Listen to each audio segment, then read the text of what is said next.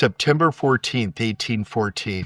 I'm on the deck of a British ship in Baltimore Harbor, watching the rockets screaming through the air toward Fort McHenry, and every explosion makes me wonder if our flag is still flying.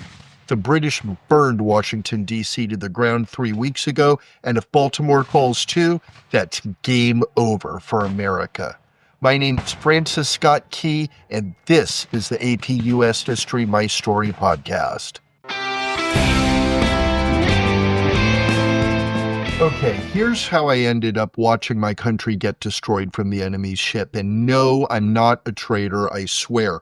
I'm actually a lawyer from Georgetown, and I sailed here under a flag of truce with Colonel John Skinner, thinking we'd have a quick chat to negotiate the release of a prisoner and bounce.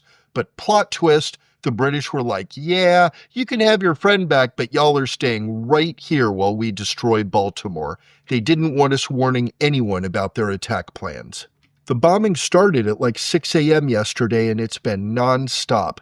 The British are using these new Congreve rockets that are super inaccurate but scary as hell. The whole sky looks like the world's most terrifying fireworks show. No cap, there's literally constant explosions. Imagine the loudest thunder you've ever heard, but it never stops. Major George Armistead is commanding Fort McHenry with about 1,000 Americans, and they're getting absolutely pounded. And they can't even fire back because the British ships are staying just out of range of our cannons. Super frustrating to watch.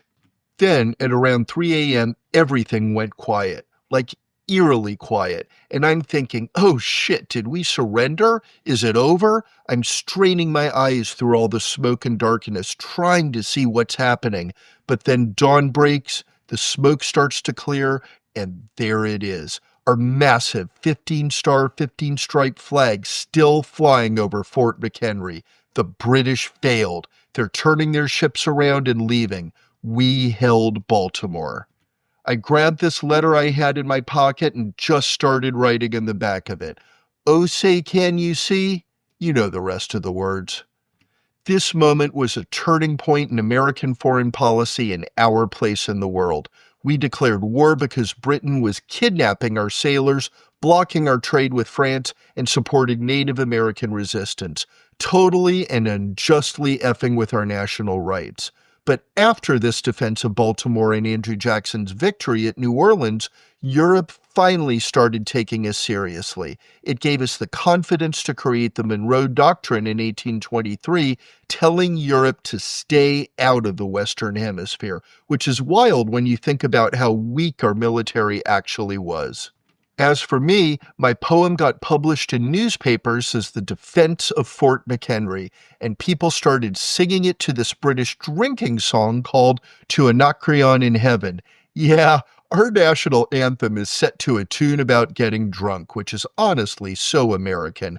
I went back to my law practice, became a district attorney, and died in 1843. The song became super popular, especially with the military, but it didn't become the official national anthem until 1931. I never knew my midnight scribbling would become the song every American would know.